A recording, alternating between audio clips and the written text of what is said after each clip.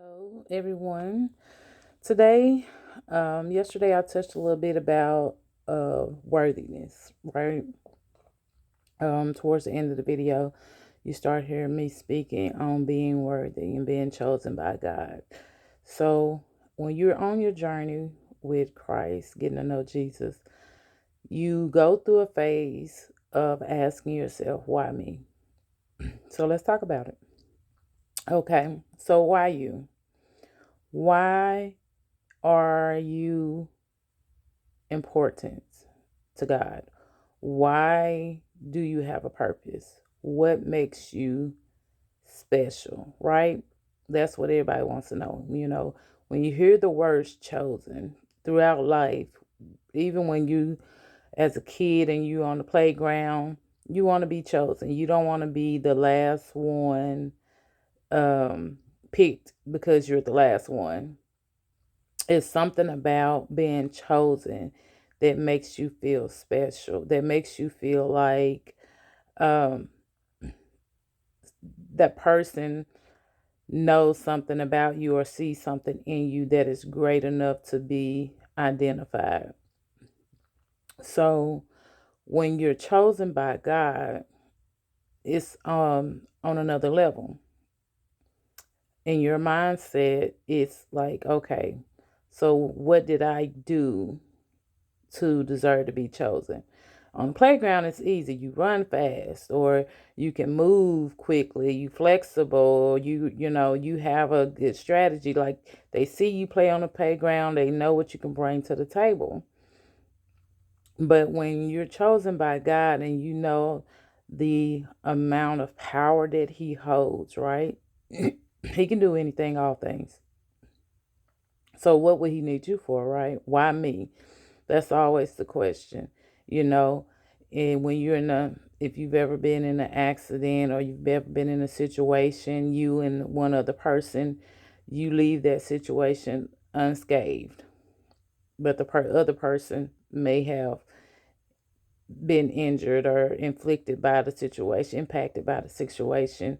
And the first thing you ask, well, why me? Why wasn't I hurt? Why was I protected? Why I'm being blessed with this? Or why did I win? Or you may not even say why me. You may say why them? Why are they being chosen? Why they have this life that um they're living? Why are they not struggling? Why am I struggling? The whys are definitely something that we are designed to ask. We're designed to ask questions. We're designed to be curious um, because of the quote unquote forbidden fruit. Um, with that being said, why not you? Why not someone who has experienced life? Why not someone who has experienced what it feels like to go through something? Why not someone who wakes up every day and put their shoes on and put their clothes on one step at a time? Um, there are a lot of reasons that God chooses the people that He chooses for certain tasks or certain situations. And there are a lot of reasons why God chooses to protect certain ones in certain situations from enduring the mass. It's not that you didn't go through it with them, you just had a different outcome. So when you're sitting and you're asking yourself, well, why me? Like, why do I have to be the one out here delivering a message, or why do I have to be the one that's being delivered, and not my sister, or not my brother, or not my friends? Um, One thing I learned very early on as a child was about blessings, and how what is for you is for you. In other words, when we are designed as a person, when God has called life upon us, there's a lot of things that go along with that. Because of who I am, because of who He created me to be, I'm going to be tall. I'm going to be black. I'm going to have a open mind. I'm going to have a level of discernment. I'm going to be compassionate. You know, there are certain things that are in us that He instills in us in order for us to be able to live out the life that He planned for us. And in that plan, there is also the need for certain things to trigger those things that are in us, to activate them, if you will. So, why you? Because there may be something in you that God is trying to activate. Why you? Because there may be someone watching you, and God needs a witness that can carry out the message through observation that He's trying to get to the spectators. Why you? Well, because He loves you and He cares for you. And He wants you to know that despite everything that we do, despite everything that we feel about ourselves, He sees things in us that we are not able to see. You ever picked up something new, or started a new job, or started reading a new book, or learned something, and it got to the point to where you started having trouble comprehending it or executing what needed to be done in order to achieve the outcome of that thing? Well, when you kept at it, when you continued to work, focus on it, and practice at it, you got better.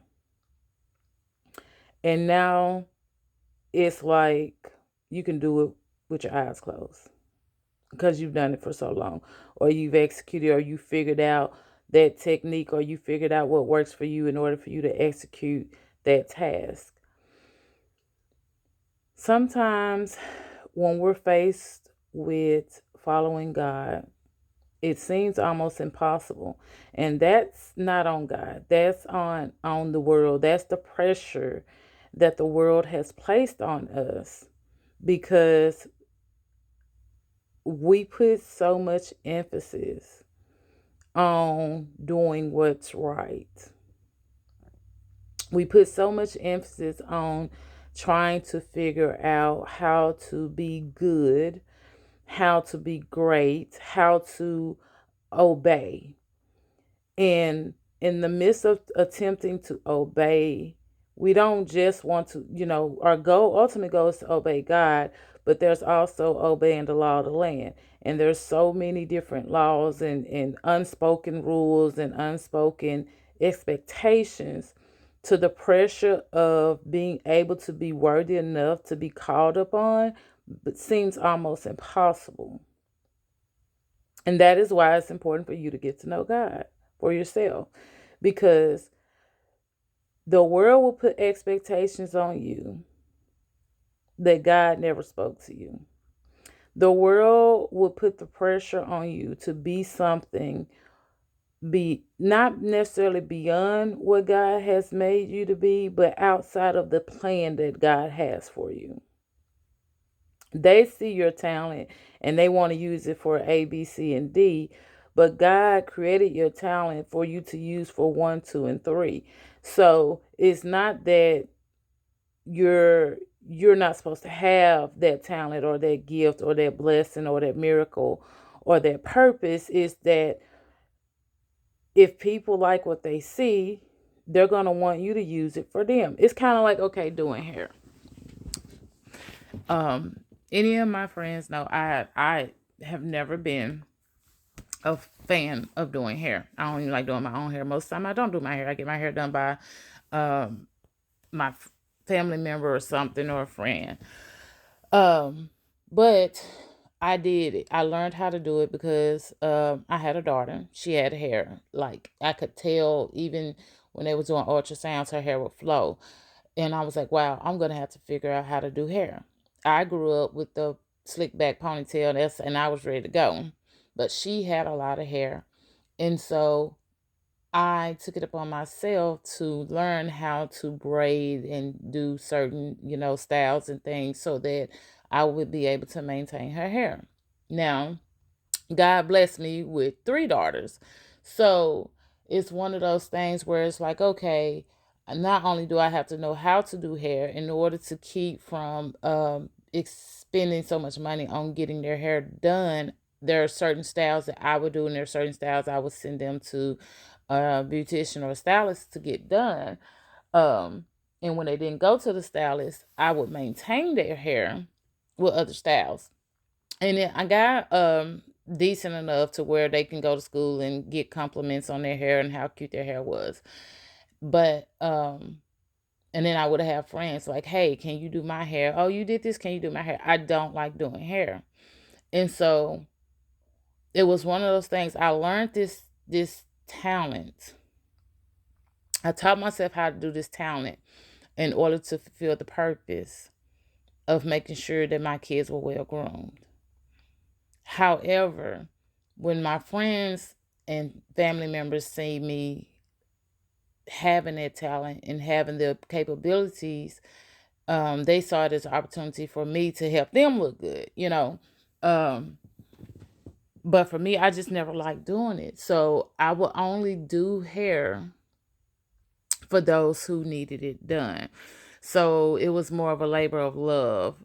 Basically, that's what I call anything that you do that you don't really want to do, but because you love the people that is asking you, you do it anyway. It's legit a labor of love. Um, but I've just never been the type of person that like doing hair. Now, with that being said, I'm always looking to help others. So, yes, I have a talent to do hair, but that because I did not like doing hair, I knew that that was not my purpose. I also have a talent for numbers. I love working with numbers. I love looking at how numbers come together in any shape, form, or fashion. With that being said, even though I love numbers, I'm very limited on what I can do with numbers. And so, whenever I am out there and I'm studying, I'm researching, improving my craft, I'm always put in a position to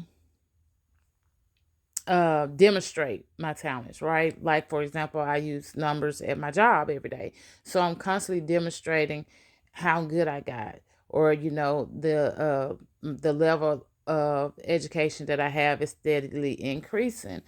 And again, family and friends, they see it and they're like, wow, you know what? She's good. Let's get her. Let's do that. And because I love it, I'm more willing to do that more often for family than I will hair. But at the same time, I also make sure that I'm using the talents that God gave me for the purpose that He wants me to use it for, and not the purpose of why I would use it.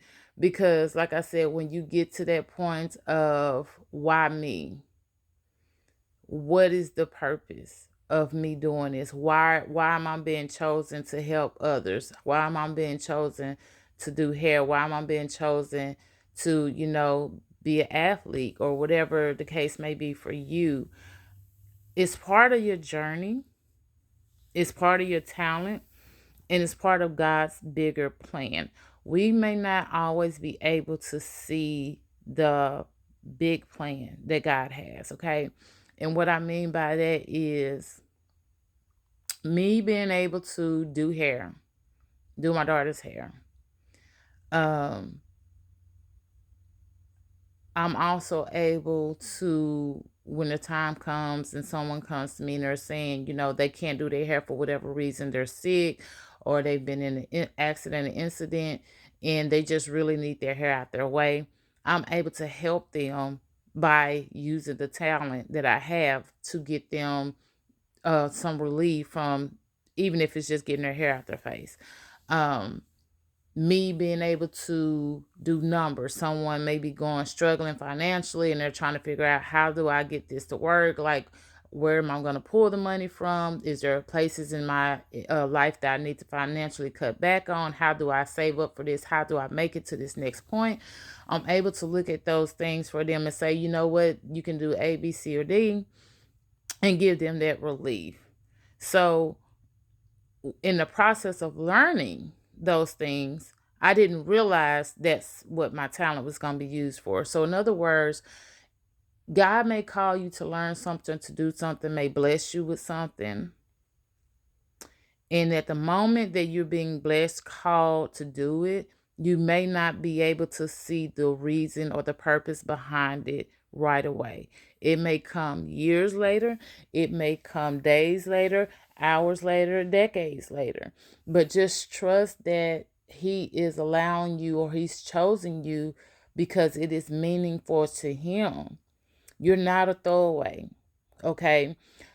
You hear all the time at work how people say, you're replaceable at work. But see, that's one thing about God that I love. You are not replaceable when it comes to God. If your task does not get done, it's not easily replaced with someone else. Now, He will prolong the situation. He will allow backup to come in order to, take care of the situation at hand. But the ultimate goal, the bigger picture, is always for you to step into your light. It's always for you to step into your chosen position and to take stand. So why you? Because you were created for that purpose. Why were you created for that purpose? Because God designed you for that purpose. When He saw a need for this, He said, okay, this is what I need in this family. Therefore, I'm going to give them this person. So don't ever feel like you're unworthy to be a child of God. If you're born and you have a name, you're worthy, because He created you to be. Now, we are going to struggle. We're going to have trials. We're going to have tribulations. We're going to make mistakes, and we're going to take some alternate routes to get to the places He wants us to go. But at the end of the day, the ultimate goal, the reason we were created, the reason He designed us, the reason why He called us His children, is because we have purpose.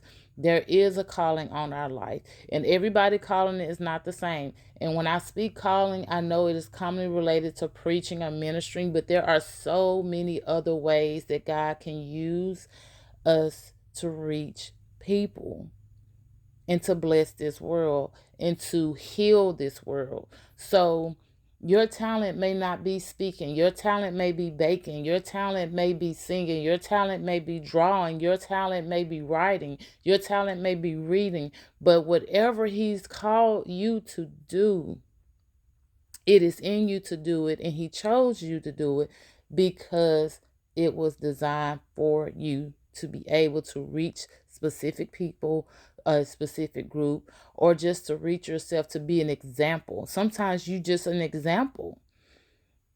You living your life the way you choose to live your life by following Christ can be more than enough to save a soul. You will know when it's time for you to go out and branch out and exercise your talent. But until God moves you and tells you and gives you the spirit to say, okay, I feel like I need to do more. I feel like I need to go have this conversation, or I feel like, I need to dedicate to this. I need to sign up for this mission. Until you get a notion from the Holy Spirit that you need to do more, just live your life following Christ, and that is enough. People watch, okay? Meaning, people will watch you without you even knowing it. And I did not realize this. It took me a minute, and it took a person coming up to tell me that they had been watching me. They had worked with me for years. And, we passed, we're very polite to each other, come and go. But they had been watching me and watching how I moved at work and how I treated people, how I responded to certain people, how I reacted. And they came up to me one day and told me, first I was caught off guard. I was like, okay, why are you watching me? But then when they started explaining what it wasn't them. God kept putting on their mind and their heart to pay attention to certain things that I was doing. And it was helping them to realize something. And then when it finally clicked as to why, because they didn't even know why they was paying so much attention to me until it clicked. And they were able to take examples from what I was doing in order to build up their career, to build up their life, because it was one of those situations where I had came in um, on a management level, and they had been there years before me, and they was just curious as to how I got there so quickly, especially considering the fact that I never worked in management before. But they watched how I worked. They watched how I took care of my employees. They watched how I was able to delegate and manage the shift, and how I showed up when nobody else did. And then they realized the things that they needed to change in order to get noticed, to have that leadership skill. And then they was promoted as well. I didn't do anything. I just went to work every day. But by me showing up and be me working in the capacity that God had designed me in, I was useful. So don't get caught up on the being worthy or not worthy. Um, because you are. You are a child of God, therefore you are worthy. And I want you to be able to understand that and accept that and embrace that and challenge yourself to believe that. Have faith in your worthiness of being a child of God. Have faith in your worthiness of being a follower of Christ. Have faith that you are chosen by Him and that you have a purpose, and allow God to continue to use you and allow God to continue to work in you to communicate and touch people, because that's what we are here. We have that talent, we have that gift, and you don't have to do anything. God will show you what direction to go. He will show you when it's time for you to move something. So I don't want you, my anxiety people, I don't want you to get out there and put yourself in an uncomfortable situation saying, well, this is what I'm supposed to do. God will move you. He will give you the courage and the strength when it's time for you to make a move, if anything. So all you have to do is continue to live your life for Christ, and the rest will take care of itself. So I hope this really blessed someone today. I hope you guys understand what it means, or at least have a better idea of what worthiness is in the eyes of God and not man. Um, and I look forward to you increasing your relationship with Christ, and making this journey more and more of blessing to you. So have a blessed day.